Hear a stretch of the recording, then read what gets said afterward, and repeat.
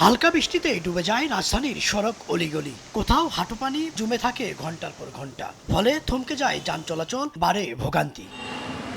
শুধু প্রধান সড়ক নয়, অলিগলিতেও একই চিত্র। দীর্ঘদিন ধরে এমন পরিস্থিতি চললেও বছরের পর বছর কার্যকর সমাধান দেখছে না নগরবাসী। পানি যাওয়ার রাস্তা নাই, এলে একটু বৃষ্টি এলেই 10 মিনিট বৃষ্টি এলেই আডুয়ানি হয়ে যায়।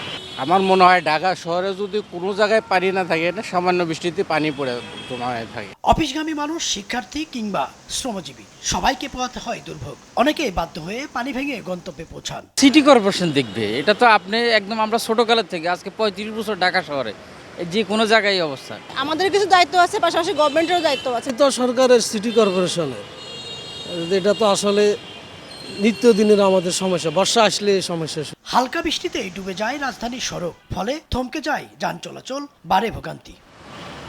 জলাবদ্ধতার এই দুর্ভোগ থেকে কবে মুক্তি মিলবে, এটাই এখন নগরবাসীর বড় প্রশ্ন। ইদ্রিস আলম, দেশ টিভি, ঢাকা।